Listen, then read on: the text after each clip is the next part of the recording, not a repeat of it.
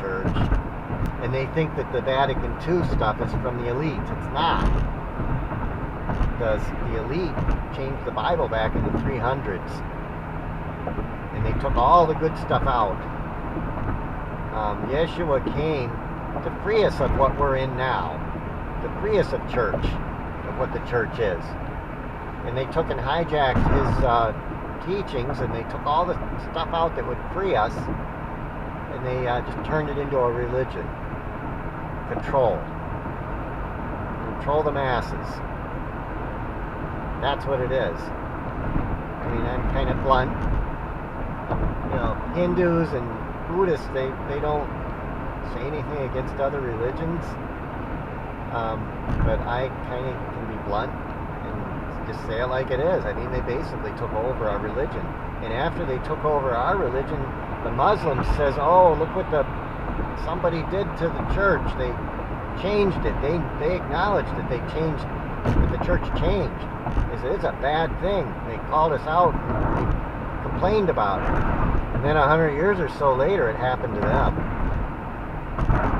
They succumbed to the same thing that we did. They took over the Muslim religion, or took over a lot of it. And that's why Muslims fight. Christians fought. It turned them into fighting machines and tribes that fight. And that they're the only legitimate version of religion.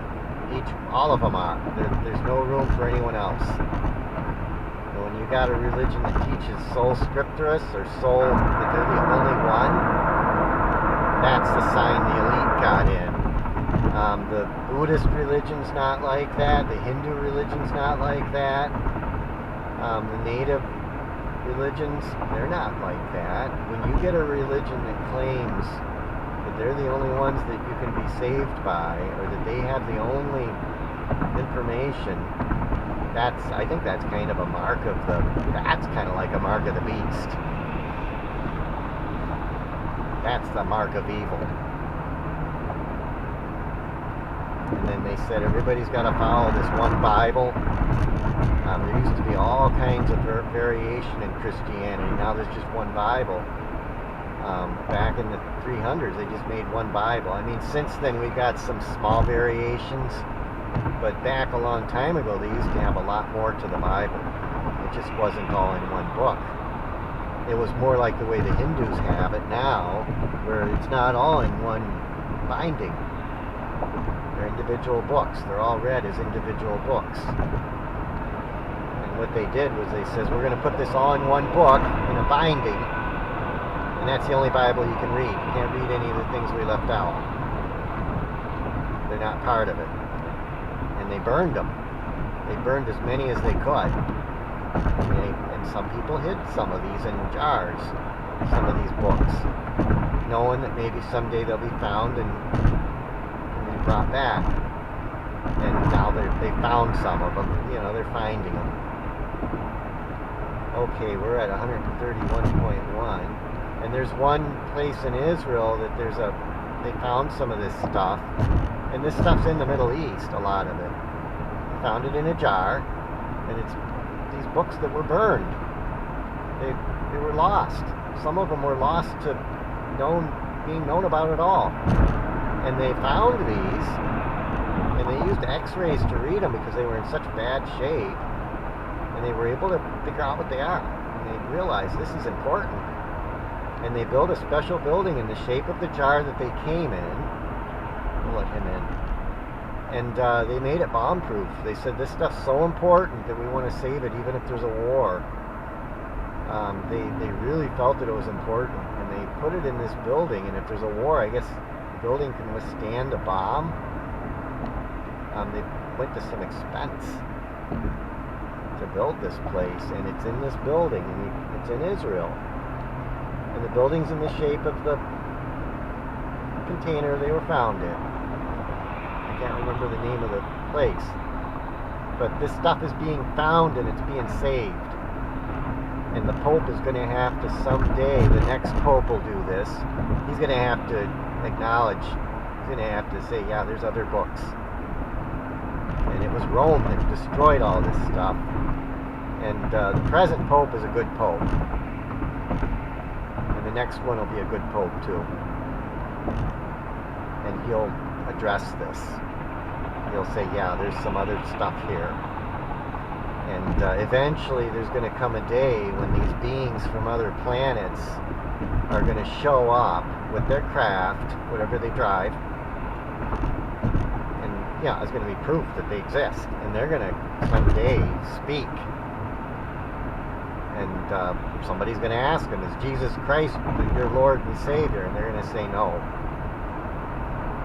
They're going to say, we reincarnate. I think that's what they're going to say. I think they're going to come down and they're going to say, yeah, that's, heaven and hell don't exist. They're maybe a part of your mind, or something like that, but they don't exist as a place. And they're going to probably tell us that, no, you die and you reincarnate. And that already, and then they're going to, they already have an alien at Area 52 or Area 51. And I watched a video and it showed him. It was kind of weird. And they communicate by telepathy. Because, you know, they probably speak a different language than we do. So they communicated with us by telepathy. And it sounds like they were already telling us that reincarnation and meditation and that the reality of the spiritual world is more like Hinduism. I mean, Hinduism probably doesn't have it 100%, but it's more like Hinduism than anything else.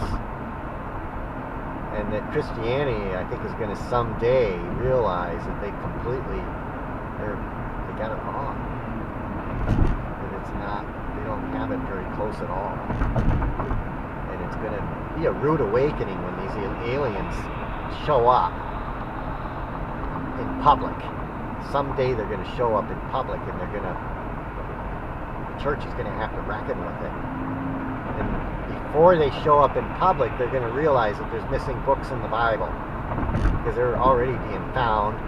And it's going to be in their face. They're going to have to reckon with it. They're going to have to deal with it. And the next Pope will be the one to deal with that. He's going to have to acknowledge it.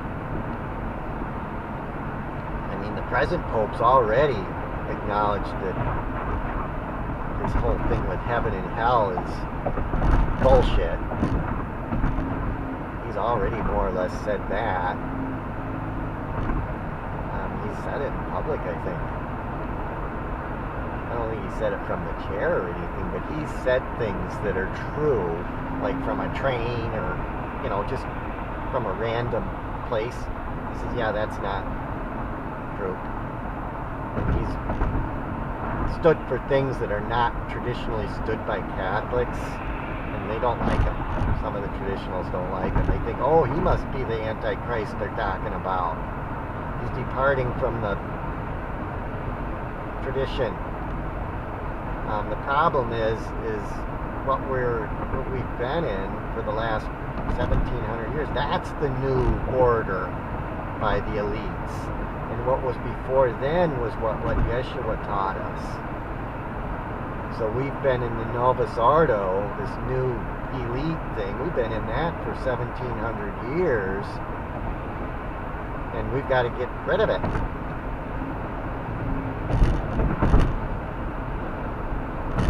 They don't realize that. They think that we're getting rid of something from God. And really, what we're getting rid of with Vatican II is we're getting rid of what the Roman elites gave us. We're gradually getting rid of it.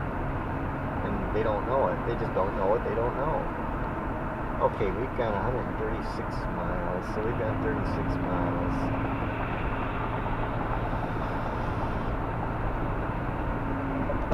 But there will come a day, and it may not be in my lifetime, that the aliens will land. Or it might be when I'm a really old man. I mean, it's not going to happen in the next 5 years, I don't think. But there's going to be a lot of revelations in the next 5 years that are going to be like, oh, that are going to shock people. Okay, here's 43.